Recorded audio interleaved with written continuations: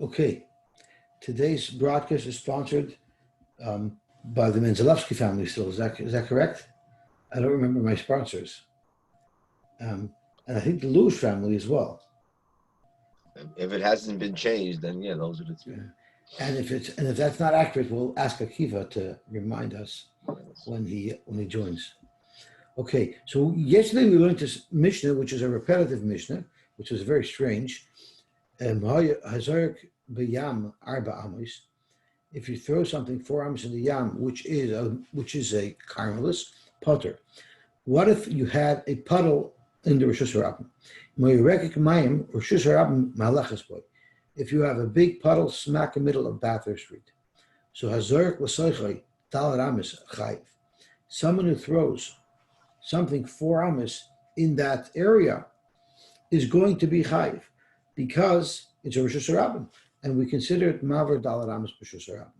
The chamahu rekik mayim, how deep can it be before it loses its din of Rosh Hashanah? Pachas me'asar tefachim, as long as it's less shallow, it's not as deep as 10 tefachim. Rekik mayim Rosh Hashanah malachas boy hazork b'seichel dalar amos chayiv, which is repetitive, and that's what we're trying to get an understanding of.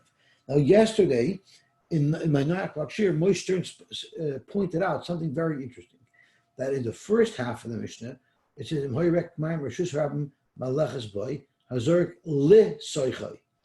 but in the Seifa, where it says, so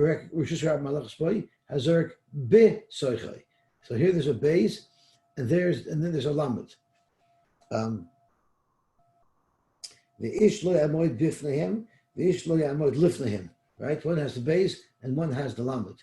So Moshe Stern pointed out there's a difference, and David Kutner ended up saying a beautiful pshat as to what the difference is. And we'll see in the Gemara what David Kutner's pshat was. So the Gemara wanted to know, why do we need to repeat this? So the Gemara said that if it's an area where people walk through or drive through, even though it's not the prime way to drive through things, you don't want to drive through a puddle, normally you want to drive through a road, so it's called hiluch al yidei tchak. The chiddush of this Mishnah is that hiluch al yidei tchak is shemei hiluch. It's good enough to say that that's called a walking, and therefore it's going to be a reshus harabim, and therefore you chayav b'mar b'dalad amos. Now, the reason why it says it a second time, malachas boy, the Gemara told us, is to tell us that tashmish ayidei tchak loish metashmish. So if this wasn't a road that people walk through, it was merely a hole that people might place things into, that would not render it a Rosh Hashanah. Only hiluch ayidei tchak renders something a Rosh Hashanah, but tashmish ayidei tchak does not render something a Rosh Hashanah. That's why it said Mahaleches boy twice. And now we need to find out why it says Rekek twice. Rekek, Trez in the Lamani. So tomorrow Chad be want to tell us that in the summer, this is called Derech Hiluch. The Chad be Moishak Shom. And we need the Mishnah also to make clear that even in the winter, it would be normal to walk through these puddles. The tricky, you need 2 Lemudim, 2 times Rekek, to highlight this. The Tana Chada, if it would have only said Rekek once, Havamina, I would have thought that the Mishnah that considers it a Rosh Hashanah would only be Hanimili b'Moshe Chama, only in the summer. You know why? Because there it's normal for people to walk through puddles. Davidi Inchi, Damaski, people would go through a puddle, Lakur Nafshayu, because they want to cool off. They're hot from the traveling. Sun's beating down on them, so therefore they'll be willing to walk into a puddle. The last thing you want to do is get soggy and damp when it's cold.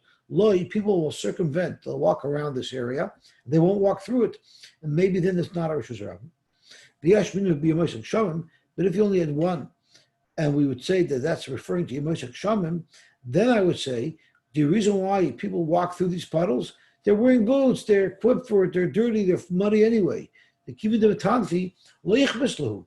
Al Yemosek Chama in the summer, maybe there people would not want to walk through this puddle.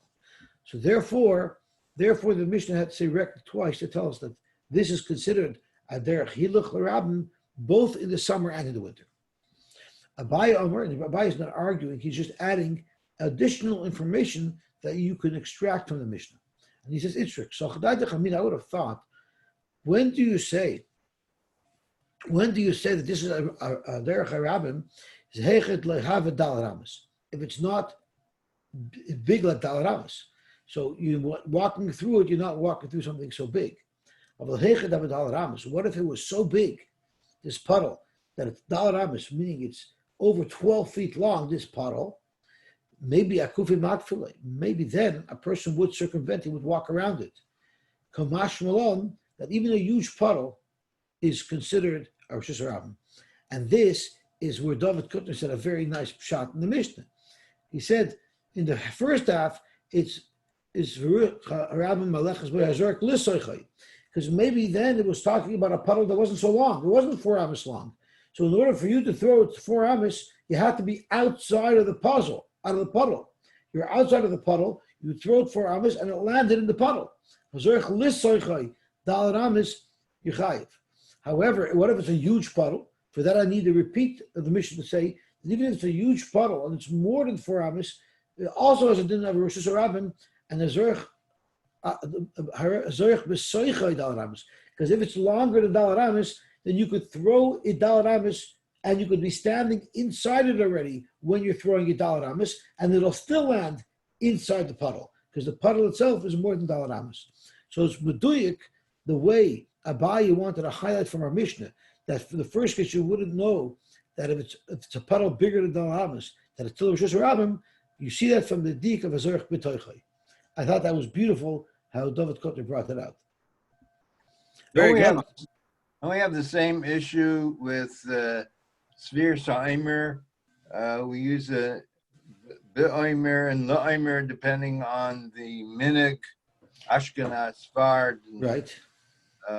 So why do we have that? Does it mean something else? Or is that just a preference of usage? Well, do you ever hear a pshat in that? No, I never heard a pshat in why they say La'oimer, why they say the Nusach Ashkenaz says Be'oimer and Nusach Sfard says La'oimer. I never delved into maybe the first Mishnah was written by someone from Ashkenaz and the second from Sfard.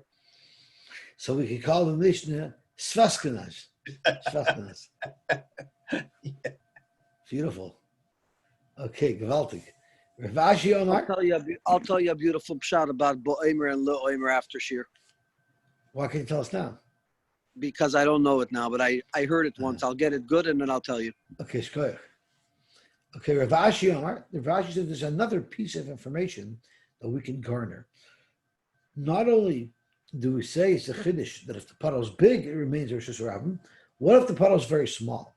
So Gedai Chamina, when do we say it as in of Rosh Hashanah?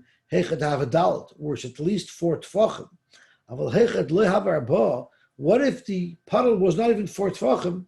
Maybe it would not have a din of Rosh Hashanah because people would just step over it. Mivsi pasila. It's small enough that people would step over it, not in it. That would now make it lose its din of Rosh Hashanah. Kamash Malon, that even a small little puddle is also considered Rosh Hashanah, and people will have no problem stepping right in it. But others the Rav Ashi Latamei, the Amr Rav Ashi, Haiman the Zarek, the Nach Agudah de Gamla. Now, most of the bridges that we walk into are wooden bridges. They're generally like a boardwalk. They have boards. The floor are boards going across, individual boards, maybe 4 inches thick, that would go across the bridge and be the surface that we walk on. So what happens if you threw something and it landed on one of those boards?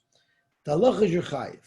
You might say that it's not a Rosh Hashanah because if someone sees something on one of the boards, he's not going to step on it. He will step over it.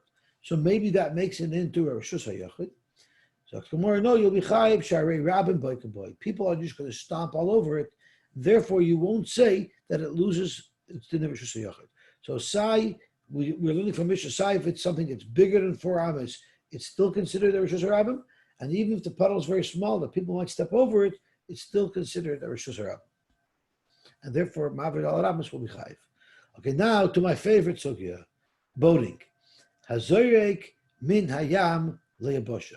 If someone's in the water, he's in the yam, which we know has a din of a carmelis, and he throws his beach ball, or he realizes that he has his wallet in his bathing suit, so he takes his wallet and he throws it onto the beach. Now this whole thing is on Shabbos. I'm not sure if we have to use a wallet, maybe we have to use something else. Okay. He's going to the mikveh and he realizes that he forgot that he took his towel with him, so he's got to throw his towel onto the beach. So Zorik mina yom leyabosha, umina yabosha yom. So we're throwing from a carmelis to a Rosh Hashanah. Rashi says the yabosha here is a Rosh Hashanah. Or if you threw it from the Rosh Hashanah to the carmelis, or umin hayam lasfina, a boat is considered a Rosh Hashanah. So if you throw something from the yam into a boat, unasfina yam, or if you're in your boat and you throw a life jacket to someone who's in the water, or unasfina chaverta, or if you throw something from one boat to the next boat, potter, it's going to be potter, because in either case there's no deraisa here, because even though the boat might be a Rosh Hashanah, the water is only a carmelis. How about rafting? There are certain places in the lake where the water gets shallow. In Lake Simcoe, it's between Snake Island and the mainland. In Lake Couchiching, it's by Big Chief Island. So what they do is people get together, people who have boats, they get together and they can tie maybe 10 boats together, and they have like a whole party there on the water. So if you have boats that are tied together, the halacha is metalt lemizulazu. You could carry from one to the other. And they're all considered one reshus hayachid. Im enan kshuris, but if they're not tied together, but they're all close together, alpha pishu mukafais ein metalt lemizulazu. Now, I think when you're being metalt lemizulazu, there's a whole bunch of reshus hayachids that are bound together. They would need to be in the erev chetzeres.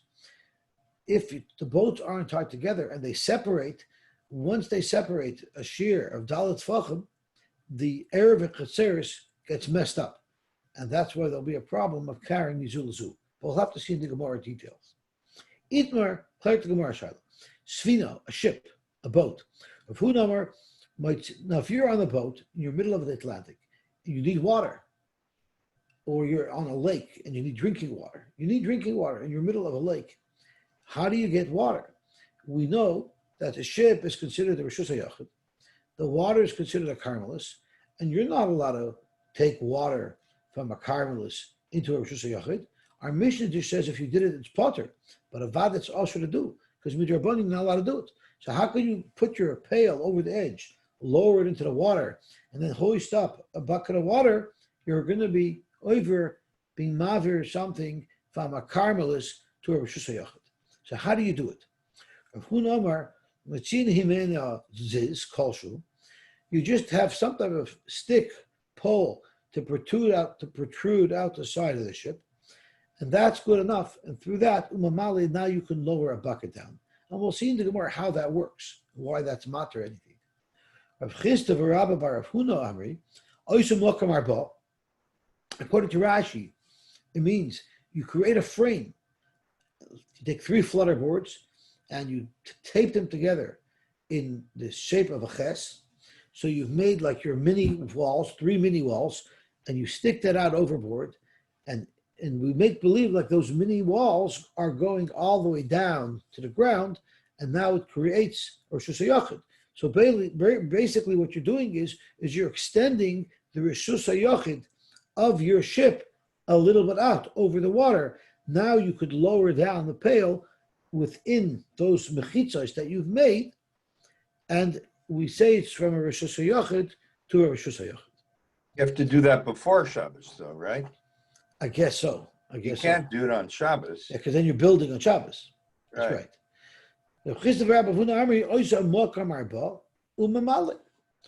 Now the Gemara is going to explain the reasoning. Because he holds Kasover me'ara mashrinam.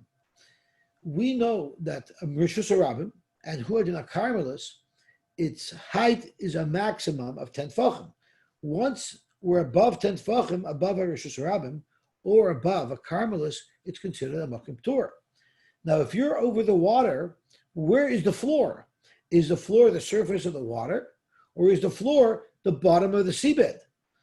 So the Rab Huna who holds, your Moises is Kolshu, holds that really the seabed is the floor. Va'avira Makom Ptur. Now, the Gemara is going to say that boats only sail in water that's a minimum of 10 tefachim high. Kum Techois, the surface of the water is already a Makom Ptur. So therefore, the whole shaila here is taking from a Makom Ptur into a Rishus HaYachid. So there really is no need to make any type of mechitza. Makom Ptur, uvedinhu, this is nami loy the boy. You shouldn't even need this is. So why do you have a ziz? This is you only need so that you should remember that there's such a concept of not removing something from a carmelis. If we let you just take it out of the water, take a bucket out of the water, without any type of hecker, people are going to forget that by a carmelis, they're not allowed to be mochi rishus l'shus. So therefore, by putting out the zizir, it'll remind them that normally there would be an issue over here. You need proper walls, and only then can you fill up. Because kosarvi carmelis misfas mayim eshchinam. The floor, when you're on a boat, when you're on the water, the floor is the surface of the water. And maya ayir smichta, the water on top of the seabed is like earth sitting on top of the seabed. And you measure from the floor, which would be the top of the surface of the water.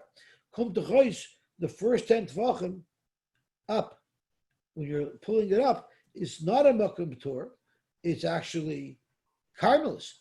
And therefore, you need to make this little mechitza around that carmelis. So, if you didn't make this makom arba, kamataltal mikarmelis l'rishus hayachid, and that's why you have to do something. Amar le Rab Nachman le Rabbi Baravua ule Rav Huna the Amar moitzi amen is his kolshu. According to Rav Huna, you just need this hecker, so you have a pole sticking out side of the boat, front of the boat, whatever it was. Mamale zimnin the lekasara. What if you're not in water that's 10 tefachim deep? They call it taltali mekarmelis l'shus hayachid. If the water is not 10 tefachim deep, then you're going to end up being metaltal karmelis l'shus hayachid. For instance, let's say the water is only 7 tefachim deep. So then the first 3 tefachim above the water level, above the surface of the water, is still the karmelis. So there it wouldn't work. So how could you let him just get away with it with a pole sticking out of the ship? Amarlei, he answered, Gamrinan, we know as a fact that ain't svina ma'aleches pepaches me'asar. We know that at least in those days, the ships always had a draft of let's say 8 tvachim. Because of that, they never traveled in water that was shallower than 10 tvachim. Now this is very interesting because 10 tvachim is approximately 5 feet. It's approximately 5 feet. When you go today in the canal system or to any marina, they always tell you we have a minimum of 5 feet of depth throughout our entire marina and throughout the entire canal system. Because even today, the norm for most boats is to have a draft, which means draft is the amount that your boat hull is below the water surface. Even nowadays, the draft is expected to be less than 5 feet. And therefore, 5 feet of water could basically accommodate most pleasure boats. Now, I'm sure tour boats and cruise ships and bigger ships have a much, much bigger draft. But it's possible in those days, most of the ships didn't descend into the water, didn't dip into the water. They weren't so heavy, so they didn't dip into the water so deep. I thought a tefach is 4 inches, which means 10 tefachim is 40 inches. Tefach is between 4 and 6 inches. So the minimum is 40 inches. Yeah. So therefore we can assume if there's a ship, and we're talking about a ship, we can assume the water will be at least 10 tefachim deep. We all know the front of the hull of every ship rises out of the water. So maybe in front of the ship, it might not be 10 tefachim. And if in front of the ship, it's not 10 tefachim, there's no halacha that says you're not allowed to lower a rope down from the front of the ship to gather water. And from the front of the ship, you might not have 10 tefachim, and then you'll have your problem of being moichi from a karmelis or shus yachid. Reb Shafra, Gishushi, Ozli, Kama. They were always afraid that the ship should not run aground. And apparently, they didn't have depth finders in those days. Bow, thank you. In those days, they didn't have depth finders.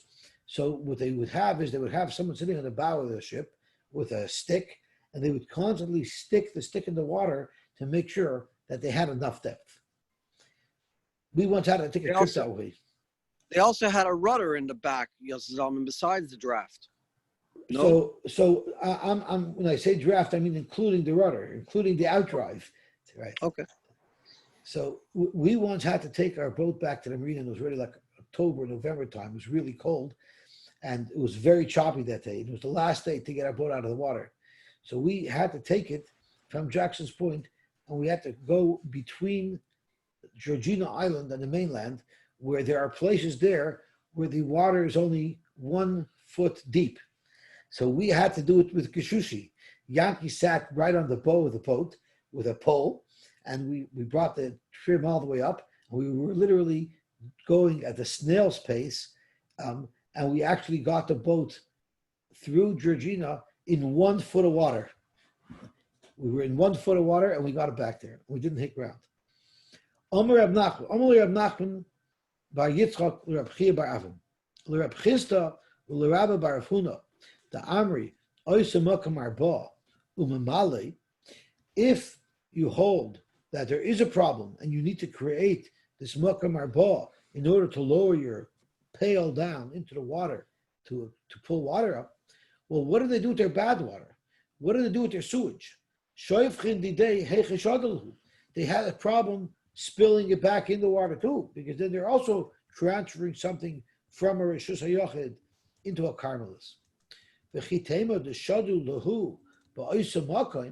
if you're going to suggest that they poured the dirty water down the same area where they pulled up the clean water, it's disgusting. No one's going to bring water into their house through their sewage pipes.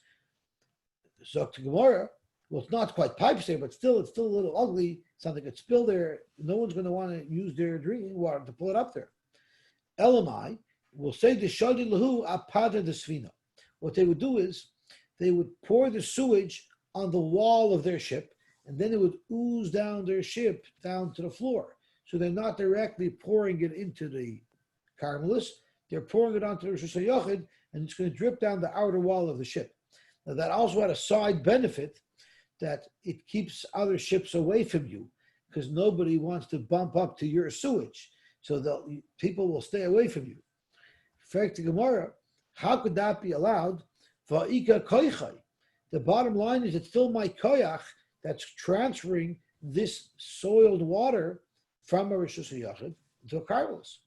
So Gemara, koychai v'Carmelis loy gazru. The Gzeir of Carmelis did not apply to koychai. That the Chachamim allowed. You're allowed to cause, your koyach is allowed to cause the water to go from Rishus HaYachid to the Carmelis because you're not doing it directly. Doesn't the item that's being going from Rishus to Rishus have to have some kind of a value? Isn't that water? What? It's water. It's sewage water. Who wants that? You proved that that has no value because you're throwing it out. So we had in the Gemara before the shear of soiled water, because soiled water is also good for something. Because in order to be mechuyev outside, there has to be a value to it. That's right. But we actually had the Gemara specifically discusses how much soiled water would have to be to flavor. But this is all to be chayiv if you're moitzim mishus l'shus. Isser, they would be even with less than a shear. And here we're not talking about chayiv anyway. The whole thing is a karmelis. We're discussing Isser. You're not allowed to do it, even though there wouldn't be a chayiv chatas for it. So when we know Temra, how do you know that the Rabban are matir, Haitzah, from Rishus Yachid or Karmelis, if you're not doing it directly, if you're only doing it indirectly? The Tanya we learned, Svina a ship, ein metaltlin, loy misoicha leyam, v'loy min hayam l'soicha. You're not allowed to transfer from the Karmelis to the Rishus Yachid, and not from the Rishus Yachid to the Karmelis. So what should you do? If you do Omer, Amuka Asara, if the ship is 10 tfachim deep, so we're not talking about an inflatable boat that doesn't really have much depth to it. We're talking about a ship that has some depth to it. So it has walls that are 10 tfachim. So if it's a Muka Asara, if it's 10 tfachim, then Gavoy Asara, it doesn't stick out from the surface of the water, above the surface of the water, 10 tefachim, but the wall is 10 tefachim, and part of that 10 tefachim is submerged below the surface. You're allowed to carry, you're allowed to transfer things from it into the yam, but you're not allowed to take water from the yam and bring it inside. Freak the Gemara, that's not logical. It's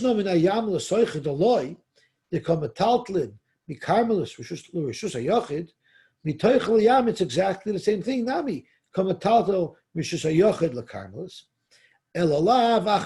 must be that the reason why it's only usher, the reason why the Brisa says it's only usher to bring water in, because when you bring water in, you're bringing it in lahedja.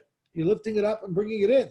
But maybe when you're dumping out old water, maybe you're not really dumping it out directly into the water. Maybe you're just pouring it on the side of your boat and it trickles down. So it's only koichay, like we suggested on the base. Ushmamina, koichay bekarmelis, loy gazru. They were not gozer koyach when it comes to a karmelis. Shmamina. Omar Huna. Hani bitzasa, the Mishan. Rashi learns that these are shallow boats, so let's look at them like a canoe. These canoes that would be used to cross over the river Meshan, where I guess it wasn't a big area, so they only used smaller boats. They don't have a depth, so they don't have walls that are 10 tefachim deep. They're bottled to the Carmelis because they don't have a din of Rishus HaYachid. So you're limited to you're limited to carrying objects of 4 amis. Total. V'loy amram, and this restriction that we're giving you is only if it was a type of boat, such as a canoe, elishaein b'pachos mishloisha arba. Now we know that a ship's hull, it starts off at the bottom with a point, or at least this is what these beitzos of the Meshan is. It was a point at the bottom, and as the wall moved up, it got wider and wider. So what the Gemara is saying here is the only time we'll say that these canoes of Meshan are not considered to be Rishus HaYachid because their walls are not considered to be walls is El She'ein B'Pachos M'Shloisha Arba. That's only if their walls were not 4 tefachim apart, their space inside the boat was not 4 tefachim within 3 tefachim from the bottom of the ship.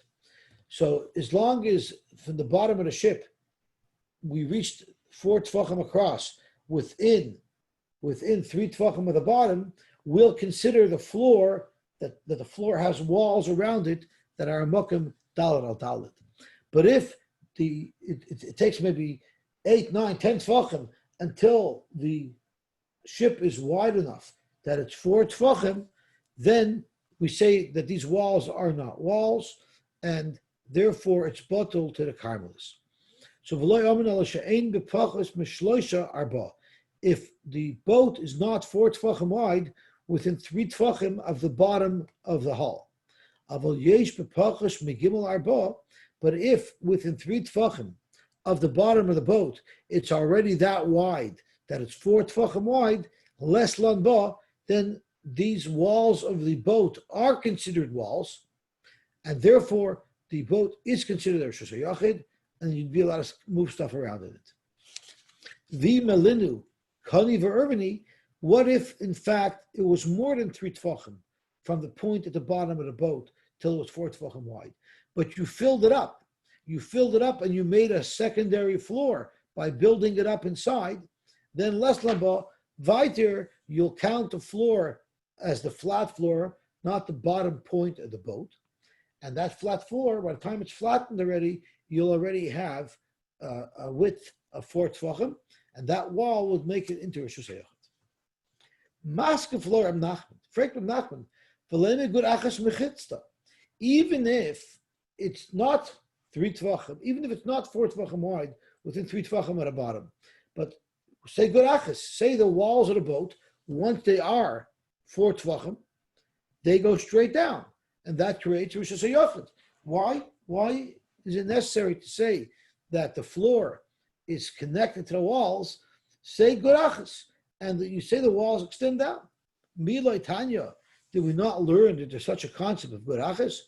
Milay Tanya, Rabbi Yosy Rabbi Yehuda Omer. No, it's kind of Rishus HaRabim. If you put a pole into the ground in Rishus HaRabim, this pole is not a Mokum Daled al Daled. So therefore, it's like a Carmelis. Uveroisha Traskel, and on top of the pole, you put a receptacle like a pail, Vizorak, V'nochal Gabav, and you threw something from Rishus HaRabim, and it landed on top in that basket. Chayev, you're chayev because you're moitzi from Rishus HaRabim to a Rishus HaYachid.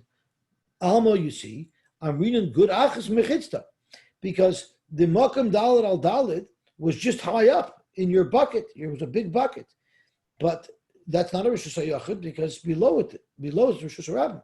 Elamai, you must hold that the walls of the bucket, we make believe that they go all the way down to the floor, and that whole area is now a Rishus HaYachid. So you see this concept of good achis. So hakanami, nema good achis, mechitzta, for the boat. There you're saying that l'chumra, to create a chiyuv of moitzim rishus l'shus.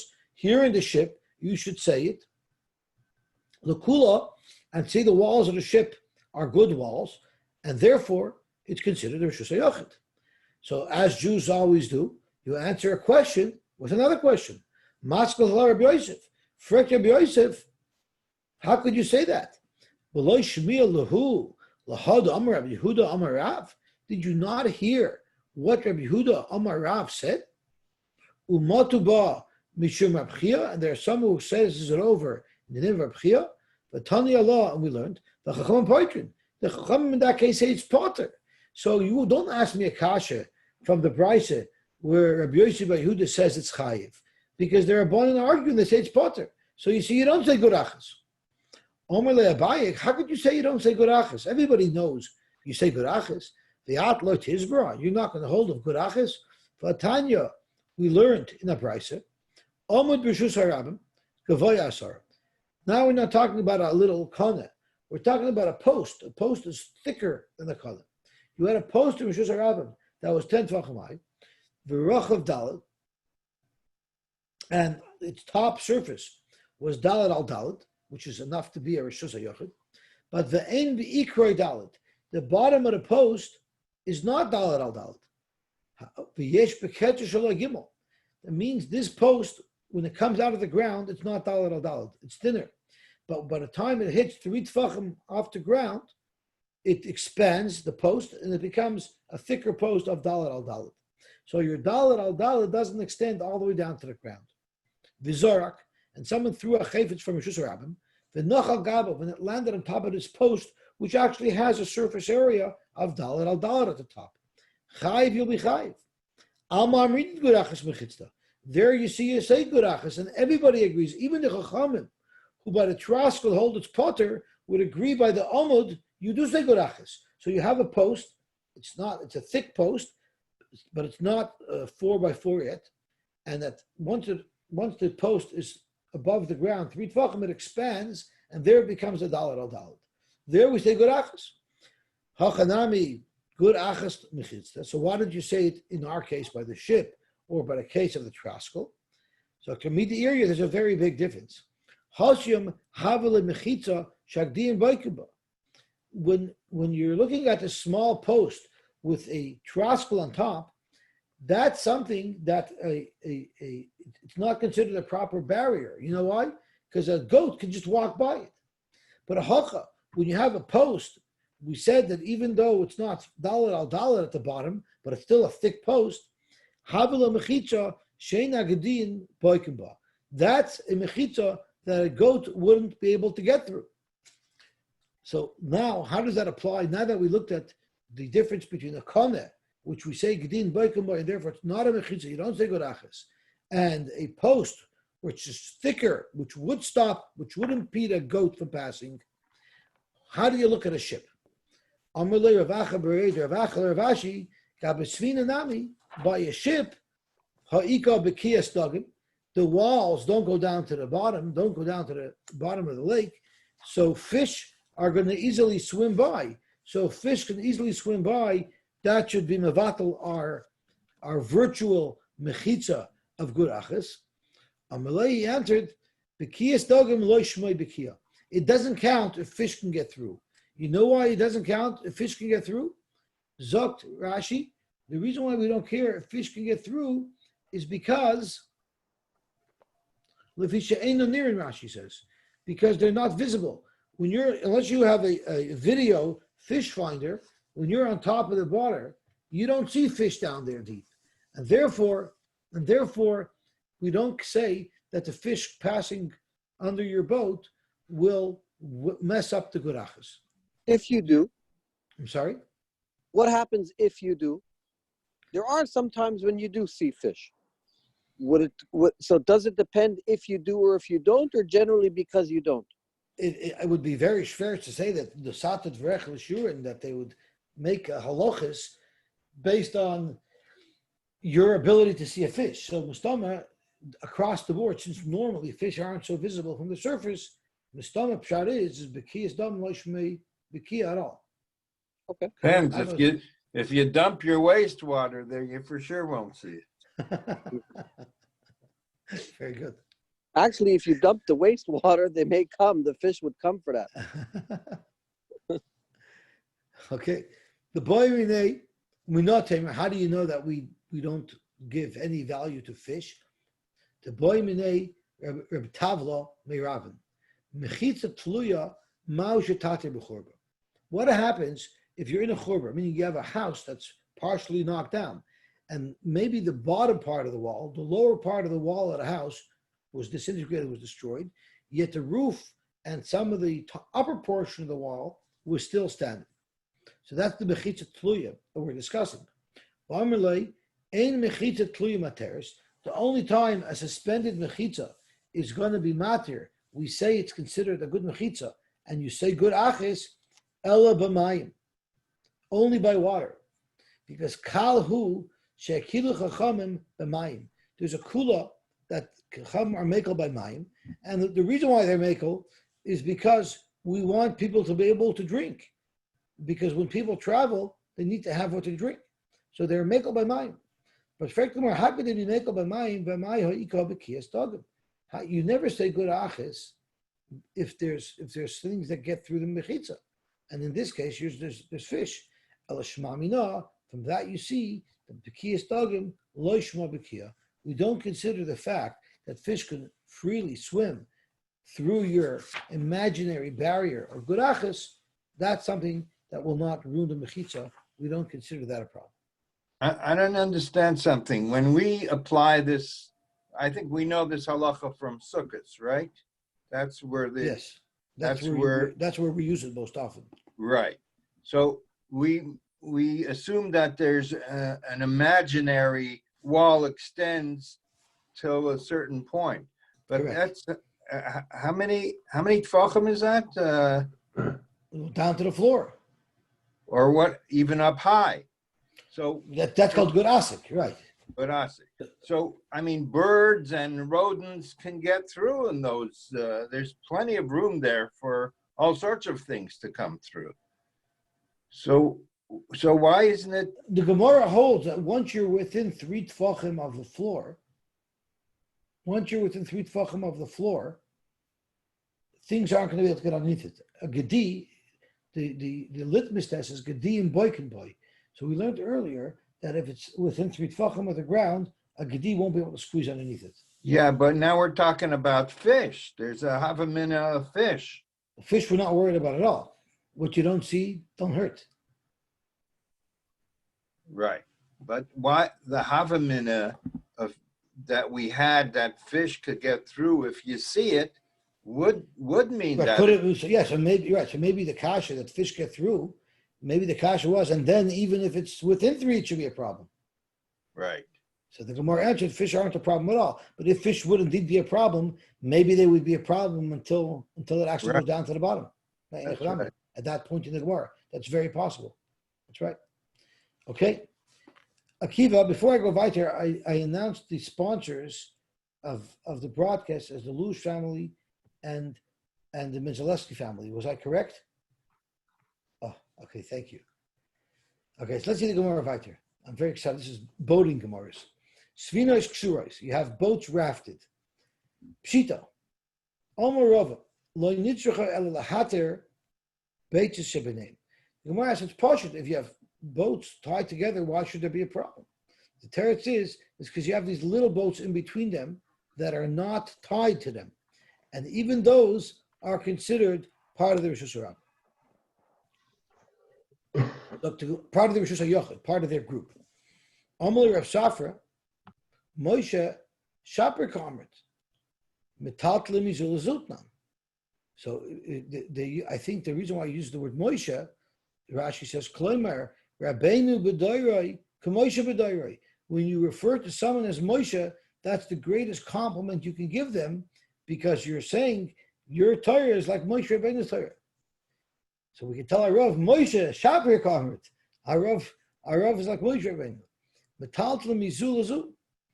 Tnan. It says Metaltla Mizul Azu.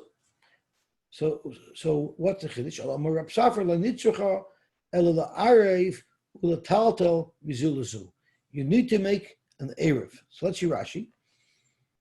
Mizul zutnan mashma she'ena cheresh mafsekes likonis ba hamataltel azeh. Zokt Gemara la'arev ha ashminon b'mestisan tafilu shtei asfinois l'shnei b'nei adam. Even if these 2 ships, these 2 boats don't belong to the same people. Rather, they belong to 2 separate people. Shetzrichin Arev, that you need to make an Erev, like every Erev of Chetzeres, where you have to join all of the Rishus HaYochid together to be able to carry from one to the next. Ma'arvin, you're allowed to make an Erev between boats, u'metaltlin, and with that Erev, you're allowed to carry from boat to boat. The Tanya, like we learned, Sfinos Kshuras Zubazu. If you have many people that have tied their boats together, ma'arvin u'metaltlin bizulazu. They could make an erev, and once they made that erev, they could carry their items from one boat to the next boat. Nifsaku, what happens if the rope ripped and they spread apart? Nesru, they're going to be usher now. That breaks the erev. Chazu v'niksharu, but if they tied themselves together again, then Bein Shogugin, Bein Mezitin, whether it was done on purpose or by mistake, Bein Anusin, Bein Mutin, or if it's done, if there's an onion that happens, or if they did it by mistake, Chazul Le'ater Narishon, they go back to their original heter, which I believe means that they don't have to make a new erev. They don't have to make a new erev. Rashi says specifically, but they wouldn't have to make a new erev. Once they made the erev, if they separated, of course, while they're separated, they would not be able to carry from one to the next. But once they're reconnected, they would be allowed to. Now, by putting themselves together on Shabbos, they're really doing something that's not really allowed to be done on Shabbos. You're not allowed to tie boats together on Shabbos. But nevertheless, a mechitza that was made on Shabbos, bein b'shogig, bein b'mezid, shema mechitza. It has a status of a mechitza. We don't say, the Rabban don't say, well, since you did it on Shabbos, it's not a mechitza and you can't carry. If it was done, it would still be considered a mechitza. In fact, Gemara Eini, is that so? The Amar Rab Nachman said, "Lashanu elo lizroik avla taltel aser." Rab Nachman said that you would not be able to carry from one boat to the next. It would be aser midrabanan. So you see, in fact, that maybe it's not a good mechitza. So Rab Nachman amazed it more. Rab Nachman said, if b'mezid, Rashi says, if b'mezid you tie the boat together when you weren't allowed to, Rashi, als a knas, or mishum knosa, als a knas, they wouldn't allow you to be metaltal from one boat to the next. With the katani masnisin chazul aterna rishon, when the Mishnah said that if they tie themselves back together, they're considered one again, and they can carry from one boat to the next, is a shogigin va'anusin va'mutenko. It's going in all those three cases where it's not mazid. V'chikatani mazidin ashma mechitzakoi v'lizar krav nachman. So if they didn't mazid, they would be allowed to throw things from one boat to the next, but they wouldn't be allowed to carry things from one boat to the next. Chaim Tzvi, you ever thought of spending Shabbos on the water, getting a whole bunch of boats together and spending it on the water, tying them together? We can make an Erev, and it would be a beautiful Shabbos. I was wondering why you were And you can have a lake minion. why you always got excited, why you were always getting excited from these Gemaras. I didn't know the last time you went boating on Shabbos. I actually once went boating on Shabbos. It wasn't a fun day, but we did go boating on Shabbos. When we were looking for Eli Horowitz, we went boating all Shabbos long. It was not fun. It wasn't so much fun. I remember coming back at 11 o'clock. We were from 7 till 11. We were searching the lake. At 11 o'clock, we came back, and I davened shachas for Rambam. I was the Baal Tefillah. I davened in my bathing suit and my talis. It was the first time I ever davened shachas on Shabbos in my bathing suit, in a wet bathing suit with my talis. Zog to Gemara weiter. I went up there on Shabbos. Yeah, I remember that. Davening in a fun. backyard minion, Yosy, that won't be so that far away. I'm fantasizing. When I'm out in the water on my bathing suit, I send out a transmission to the Coast Guard. This is not a whale. Do not harpoon me. I'm human. Zog to Gemara weiter. Itmar. Omar Shmuel. Vafilu kshurais b'chut asarbel. Even if they're tied together with a chut asarbel, which is not a very heavy chain, it's a lightweight type of device. Shekoshin boy is based at savar. The type of string you would use to tie your neckline. So even if you didn't use something very thick, it's still considered tied together. Zog to Gemara, what's the case? Either Yachal Amidon, if it can hold your ships together, Pshita, what's the problem? Either Ein Yachal Amidon, if it can't hold them together, Amai, why is that considered connected? So Avada, it's speaking where it could connect together. Shmuel wanted to speak out that for ships you can use a smaller, for Erevin you can use a smaller rope because there's another application where Shmuel said you need a thicker chain. Tetnan kasher b'davar hamamida. If you tied it together with something that will hold it together, maybe like tuma, it will bring tuma to it. However, b'davar she'ein mamida ein maybe la tuma. So what are we talking about? Zok Rashi, we're talking about ships. If you tie them with something that can hold them together, maybe la tuma. If the one end of this rope was connected into an oil amaze, so it's tuma, and the other end was tying your boat will track tuma through the string of the oil mace. Maybe tuma lekelim shebesvina. The kelim in the svina will become tame, or the svina atzma. Depending on the size of your svina, some of them would be mekabel tuma, some of them wouldn't. If it's tied to a rope that's in an oil mace, the other end of the rope is in the oil mace, it'll be metame. And over there, Shmuel said, there it needs to be a heavy chain. It can't just be something light. So why do I need a big metal chain, according to Shmuel? Because by Tumas and Mace it says b'chalal cherev, and we say cherev harayu k'cholol in. So that's where you need it to be a big, thick metal chain, because it says chalal cherev, and it has to come through metal. In Shabbos, but when you're talking about Erevin, it doesn't say anything. It has to be metal. It just has to be enough to keep the ships together. Even the Yachal Amida, Afilu b'chut asarbel, even a drawstring of a beged, if that can hold your ship together, that's good enough to make it connected for the purposes of Erevin. And I guess we could stop here, and we still could make it to 7 o'clock Shabbos. I want to advertise our minyan is starting to suffer because the Bubavers of Shia forced the Bubavers to come back. So if anybody is looking for a minyan, we would love to accommodate. And if anyone's a chiyuv, there's an Omer available for Shachos, Mincha, and Ma'ariv. Shachos at 8, Mincha at 6:30, and Ma'ariv at 9:45.